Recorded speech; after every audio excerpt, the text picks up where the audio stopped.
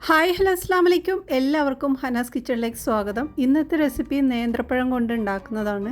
അപ്പോൾ നല്ല പഴുത്ത നേന്ത്രപ്പഴം കൊണ്ട് ഉണ്ടാക്കാൻ പറ്റിയ ഒരു റെസിപ്പിയാണ്. അപ്പോൾ ഇതെങ്ങനെ ഉണ്ടാക്കുന്നതെന്ന് നോക്കാം. അപ്പോൾ ഇതിനായിട്ട് ഒരു നേന്ത്രപ്പഴം തന്നെ നമുക്ക് ധാരാളമാണ്. അത് നമുക്ക് ചെറുതായി കട്ട് ചെയ്യാം. അപ്പോൾ നേന്ത്രപ്പഴമെല്ലാം ഈ ഒരു രീതിയിൽ കട്ട് ചെയ്ത് മാറ്റി വെച്ചിട്ടുണ്ട്. ഇനി പാനിലോട്ട് 1 ടീസ്പൂൺ നെയ്യിട്ട് അതിലേക്ക് നമ്മൾ കട്ട് ചെയ്ത് വെച്ച ഈ ഒരു പഴമിട്ട് നന്നായിട്ടൊന്ന് വഴറ്റിയെടുക്കാം. ഇനി ഇതിലേക്ക് നമുക്ക് 1/2 ടീസ്പൂണോളം ഏലക്കപ്പൊടി ചേർത്തിട്ടുണ്ട്. പിന്നെ 3 ടേബിൾ സ്പൂൺ പഞ്ചസാരയും ചേർത്തിട്ട് നന്നായിട്ടൊന്ന് ഇളക്കിയെടുക്കാം. അപ്പോൾ ഈ പഞ്ചസാരയെല്ലാം നന്നായി അലിയുന്നത് വരെ നമുക്കിതൊന്ന് വെയിറ്റ് ചെയ്യാം.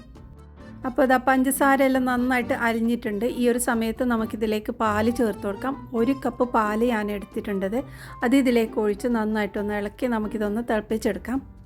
1 പിഞ്ച് ഉപ്പ് ചേർത്തിട്ടുണ്ട്. പിന്നെ നമുക്ക് വേണ്ട കുറച്ച് സാബൂനരിന്ന് 3 ടേബിൾ സ്പൂൺ സാബൂനരി എടുത്തിട്ടുണ്ട്. നമുക്കിത് കുറച്ച് ചൂടുവെള്ളം ഒഴിച്ചിട്ട് കുറച്ച് സമയം ഒന്ന് സോക്ക് ചെയ്ത് വെക്കണം. ഇത് ചെറിയ അരിയുള്ള സാബൂനരിയാണ്, അതുകൊണ്ട് നമുക്ക് ഇങ്ങനെ ചെയ്താലും മതി. നിങ്ങൾ വലിയ ടൈപ്പ് ആണെങ്കിൽ അതൊന്ന് സെപ്പറേറ്റ് ആയിട്ട് വേവിച്ചതിന് ശേഷമാണ് നമുക്കിതിലേക്ക് ചേർക്കേണ്ടത്. അപ്പോൾ നമ്മൾ ഇത് ഒന്ന് സോക്ക് ചെയ്ത് റെഡിയാക്കിയെടുക്കാം. അപ്പോൾ ഇതാ നമ്മുടെ സാബൂൻ ഏരിയയെല്ലാം നന്നായിട്ട് കുതിർന്ന് വന്നിട്ടുണ്ട്. ഈ ഒരു സമയത്ത് നമുക്കിതിലേക്ക് ചേർത്ത് നന്നായിട്ടൊന്ന് ഇളക്കിയെടുത്തിട്ട് തിളപ്പിച്ചെടുക്കാം. അടച്ച് വെച്ച് തന്നെ വേവിച്ചെടുക്കണം. അപ്പോൾ നമ്മൾ ഇതിലേക്ക് ചേർത്ത സാബൂൻ ഏരിയൊക്കെ നല്ല വെന്ത് നല്ല കട്ടിയായിട്ട് വന്നിട്ടുണ്ട്, നമ്മളെ പഴത്തിൻ്റെ ഈ ഒരു മിക്സൊക്കെ.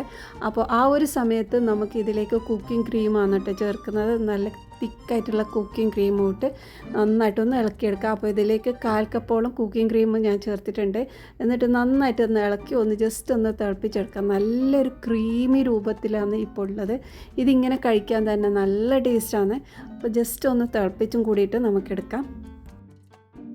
അപ്പോൾ ഇത് നമ്മുടെ നേന്ത്രപ്പഴം കൊണ്ടുണ്ടാക്കിയ ഒരു നല്ല ഡെസേർട്ട് ഇവിടെ റെഡി ആയിട്ടുണ്ട്. നല്ല പഴുത്ത പഴം, ഇതിന് ആരും കളയേണ്ട. ഈ ഒരു രീതിയിൽ ഉണ്ടാക്കി നോക്കുക. അടിപൊളി ടേസ്റ്റാണ്. വായിലിടുമ്പോൾ നല്ല ക്രീമി ആയിട്ട് അലിഞ്ഞു പോകുന്ന പോലത്തെ ആ ഒരു ഫീലിംഗ് ആണ് കേട്ടോ. നല്ല ടേസ്റ്റ് ഉണ്ട്. മസ്റ്റ് ട്രൈ ചെയ്ത് നോക്കണം.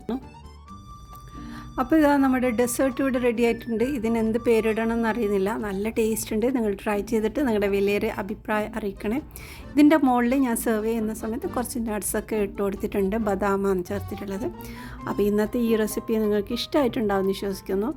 ഇഷ്ടമായിട്ടുണ്ടെങ്കിൽ ഒന്ന് സപ്പോർട്ട് ചെയ്യണേ. ഇതുപോലുള്ള പഴം കൊണ്ട് ചെയ്യാൻ പറ്റുന്ന ഒരുപാട് വെറൈറ്റി ആയിട്ടുള്ള റെസിപ്പീസ് ചാനലിൽ അപ്ലോഡ് ചെയ്തിട്ടുണ്ട്. ഇനി അടുത്ത നല്ല റെസിപ്പിയുമായി വീണ്ടും വരാം. ബൈ.